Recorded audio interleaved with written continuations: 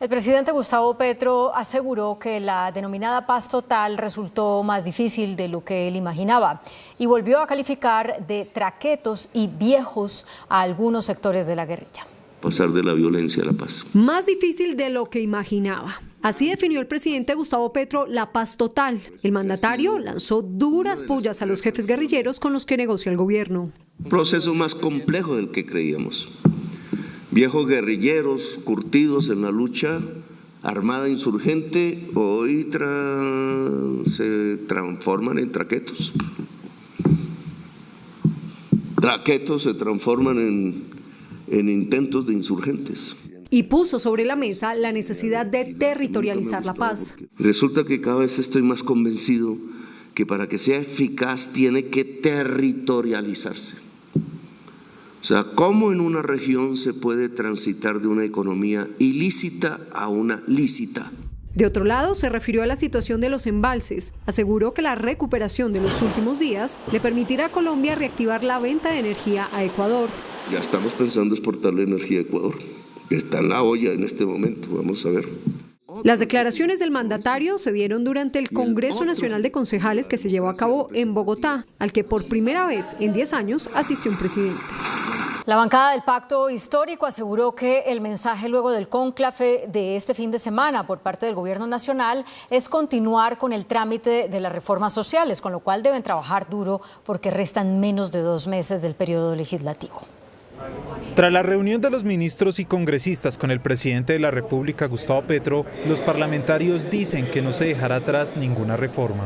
Hay que hacer reformas sociales en el país, hay que hacer reformas en la matriz energética, hay que hacer reformas en la matriz productiva, es decir, la gente eligió las reformas. Sobre la reforma pensional que tiene que ser aprobada en esta legislatura, la bancada de gobierno buscará darle celeridad. En Cámara tenemos toda la disposición con los partidos aliados del gobierno y con el pacto histórico de subir el umbral.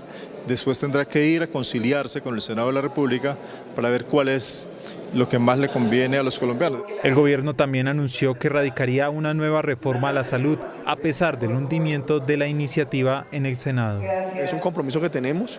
Compromiso que se deba si logramos recuperar la administración pública, los recursos públicos, facultades a la superintendencia, financiación real y permanente de la atención primaria en salud y garantías laborales al sector de salud. Así las cosas, el gobierno insistirá en las reformas a la salud, a las pensiones, la laboral y a la educación en esta legislatura. En diálogo con Noticentro 1 CMI, el magistrado José Elber Muñoz, presidente del Tribunal Administrativo de Cundinamarca, reveló las razones por las cuales esa corporación tumbó la designación como embajadora en misión especial de la primera dama Verónica Alcocer.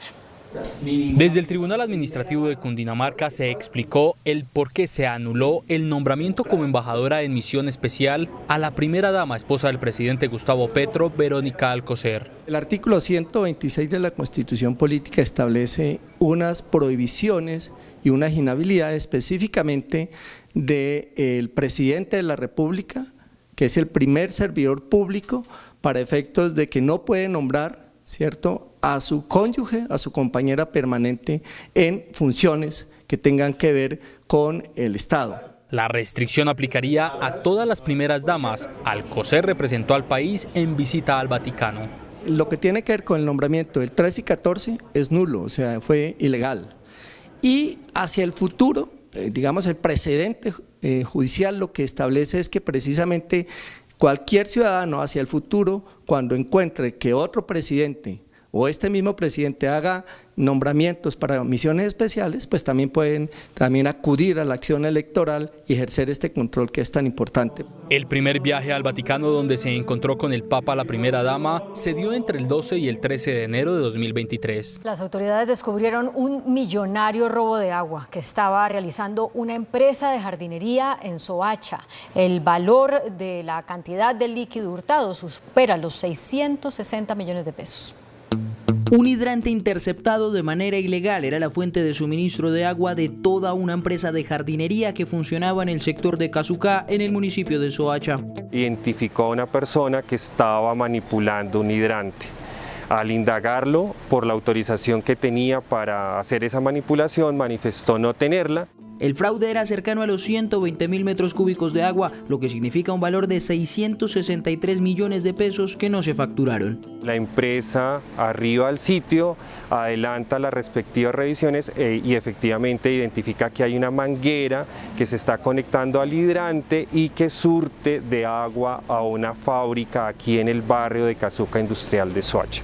El líquido hurtado en este caso se acerca al consumo bimestral de al menos 6.178 hogares. Ecuador contrademandó a México ante la Corte Internacional de Justicia por aislar al ex vicepresidente Jorge Glass. Ecuador presentó una solicitud de inicio de procedimiento de contrademanda a México ante la Corte Internacional de Justicia respecto a la controversia relativa a la alegada violación por parte del Estado mexicano del convenio que regula el asilo diplomático cuando otorgó este beneficio al ex vicepresidente ecuatoriano Jorge Glass. Este proceso responde a una demanda inicial presentada por México ante la Haya, en la que acusó al país andino de haber transgredido el carácter inviolable de las sedes diplomáticas al invadir su embajada en Quito el 5 de abril para detener a Glass, sobre quien pesaba una orden de captura y una prisión preventiva. El gobierno de Daniel Noboa también denuncia ante la Haya una presunta interferencia en asuntos internos cuando en los días previos López Obrador relacionó el asesinato del candidato presidencial Fernando Villavicencio con el triunfo electoral del presidente Noboa. El presidente del gobierno español, Pedro Sánchez, anunció que no va a renunciar tras las acusaciones contra su esposa. Pedro Sánchez se queda. Así lo anunció el presidente del gobierno español 5 días después de haber suspendido sus actividades públicas tras las acusaciones de tráfico de influencias en contra de su esposa Begoña Gómez. He decidido seguir con más fuerza si cabe al frente de la presidencia del gobierno de España. Esta decisión no supone un punto y seguido, es un punto y aparte. Se lo garantizo. Pedro Sánchez negó que su movida de la semana pasada fuera un cálculo político, pero dijo que buscaba generar una reflexión colectiva sobre la polarización de la vida política, una justificación que rechazó la oposición. España no tiene un presidente a la altura de sus ciudadanos. Estos 5 días simplemente han sido una semana más de varios años de bochorno.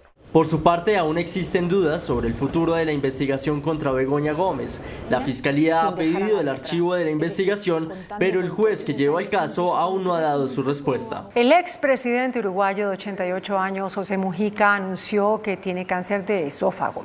El exmandatario, por medio de una rueda de prensa, dijo que en su caso la enfermedad es algo muy complejo de tratar porque de base padece una enfermedad inmunológica desde hace 20 años que le afectó los riñones, lo que le dificultaría recibir quimioterapia o someterse a una cirugía.